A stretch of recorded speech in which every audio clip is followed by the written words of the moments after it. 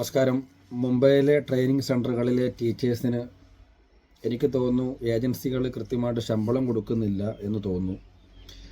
അതിൻ്റെ ദേഷ്യവും കലിപ്പും മൊത്തം സാധാരണക്കാരായിട്ട് ഇസ്രയേൽ കെയർ ഗീവർ ജോലി സ്വപ്നം കാണുന്ന സാധാരണ 10ാം ക്ലാസ് +2 കഴിഞ്ഞ കുട്ടികളോടും അധികം ലോക വിവരങ്ങളൊന്നുമില്ലാത്ത സാധാരണ ആളുകളോടും തീർക്കുന്നുണ്ട് എന്നിങ്ങനെ കൃത്യമായ വിവരം കിട്ടി.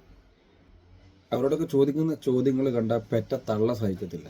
കാരണം ഓപ്പറേഷൻ തിയേറ്ററിൽ പ്രസവമുറിയിൽ ഉപയോഗിക്കുന്ന കത്രികയുടെ നീളം എത്ര, ഇനി ഭർത്താവ് തെങ്ങ് കയറ്റക്കാരനാണെങ്കിൽ തെങ്ങ് കയറുമ്പോൾ ഇടുന്ന അണ്ടർവെയറിൻ്റെ വള്ളിയുടെ നീളം എത്ര, ലോകത്തെ മേജർ ഓപ്പറേഷൻ അതിൻ്റെ തിയറി.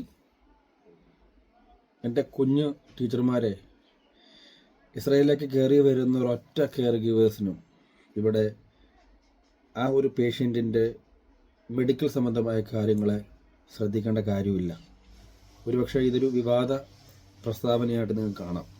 ഞാൻ പറഞ്ഞത് കൃത്യമായിട്ട് ഡോക്ടേഴ്സ് വന്ന് ചെക്ക് ചെയ്ത് മെഡിസിൻ കൃത്യമായിട്ട് എഴുതി ആ മെഡിസിൻ രാവിലെ ഉച്ചയ്ക്കും വൈകുന്നേരം എടുത്തു കൊടുക്കുക എന്ന ജോലിയാണ് സാധാരണ വരുന്ന കെയർ ഗീവേഴ്സിൻ്റെ ഒരു ഡ്യൂട്ടി.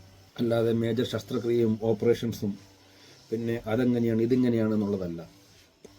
പൊതുവായ കാര്യങ്ങൾ പഠിപ്പിക്കുക. സാമാന്യ മര്യാദയ്ക്കുണ്ടാകുന്ന ഇസ്രായേൽ പൊളൈറ്റ് അല്ലെങ്കിൽ ഇസ്രായേലിൻ്റെ ആതിഥ്യ മര്യാദകളെക്കുറിച്ച്, ഒരു വീട്ടിൽ പുലർത്തേണ്ട കാര്യങ്ങളെക്കുറിച്ച്, പേഷ്യൻ്റ് കെയറിങ്ങുമായിട്ട് ബന്ധപ്പെട്ടുള്ള നമ്മുടെ മനോഭാവത്തെക്കുറിച്ചും, ഇനി ഒരു കോഫി എങ്ങനെ ഉണ്ടാക്കാം, അല്ലെങ്കിൽ കുറച്ച് ഇസ്രായേൽ ഫുഡിനെ കുറിച്ച്, അല്ലെങ്കിൽ കുറച്ച് ഹീബ്രു വാക്കുകളെക്കുറിച്ച്, ഇതൊക്കെ ചോദിക്കാം, പഠിപ്പിക്കാം, ഒക്കെ ചെയ്യാം.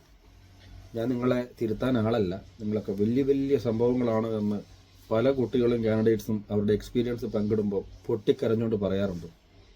ഒരു വശത്തോടെ ഇവർ പൈസ മുടക്കണം, മറുവശത്ത് ടീച്ചേഴ്സ് നിങ്ങൾ നൽകുന്ന കഠിനമായിട്ടുള്ള പീഡനം എന്ന് വേണേൽ പറയാം.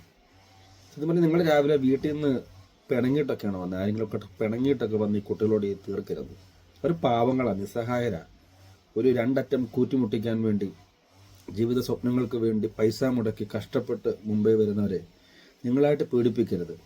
ഇതിൻ്റെ മറ്റൊരു കാര്യം, നിങ്ങൾ പഠിപ്പിക്കുന്ന പല ചോദ്യങ്ങളും എംബസിയിൽ ചോദിക്കുന്നില്ല എന്നുള്ളതാണ്. അതുകൊണ്ട് നിസ്സാരമായി സിമ്പിളായി ജോബ് ഓർഡർ എന്താണെന്നും എംബസി ഇൻ്റർവ്യൂ എന്താണെന്നും സെൽഫ് ഇൻട്രൊഡക്ഷൻ എന്താണെന്നും 10,000-5,000 രൂപയൊക്കെ കൊടുത്ത് പഠിക്കുക. നമ്മളത് ചെയ്യുന്നുണ്ട്, അതിലേക്ക് വരണമെന്ന് ഞാൻ പറയില്ല. പക്ഷേ പഠിക്കേണ്ടത് പഠിച്ചാൽ മതി. അല്ലാതെ പഠിക്കേണ്ടാത്തത് ഈ ഒരു സ്കീമിൽ പഠിക്കേണ്ട. കാര്യം നിങ്ങളാരും ഇവിടെ IAS ഉദ്യോഗസ്ഥർ നല്ല വരുന്നത്. Thank you.